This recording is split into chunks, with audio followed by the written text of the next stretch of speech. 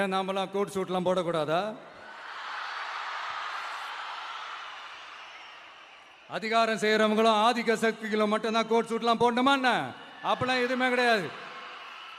நான் என்ன கலர் கலராவா போட்டு வரேன்? ரெண்டே கலர், நம்ம எல்லாரும் மனசு மாதிரியே பிளாக் அண்ட் ஒயிட்.